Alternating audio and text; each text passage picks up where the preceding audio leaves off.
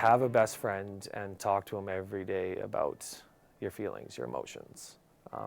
To have that one core person who you feel like you can share your entire life with and not get judged by is definitely key. I think the biggest thing that people can do is try and support those around them. I think it's really important to help create a support network for other people and to just be open to providing support to others. Sometimes the biggest thing you can do is just be there for people if they're experiencing even just difficulties, not even a mental illness, because you never know the struggles that some people might be going through. If it's even just something as simple as reaching out to someone and asking if they're feeling okay or asking them if they need to talk. I think listening to people who have experienced struggles with their mental health is really important, because you don't realize a lot of the experiences that people have had until you listen and hear all these different experiences, and it's different for every single person.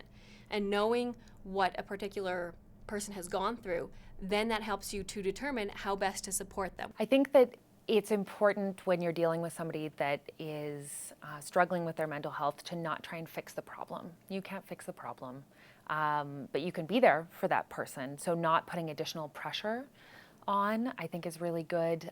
Not trying to force somebody to be happy when they're not feeling happy. Just being with them in the state they're in, I think, is important. So whenever there's an issue, let's say I'm working too many hours and I'm starting to notice, like, okay, I'm getting run down, I have friends I can go talk to. I've got family, and we go into like a process where we sit down and address the situation and then find solutions on how to tackle it.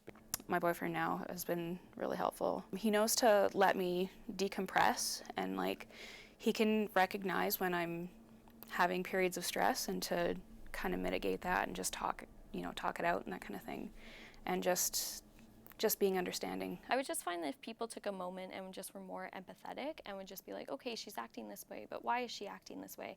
Instead of just assuming that have this attribute and that's all I am, because it just took one person for me to recognize it, and it completely changed my life. Once I told my counselor, it made it easier to open up to, my parents and then my sisters. I told them of that, and I thought they would say, oh man, you're so bad, right?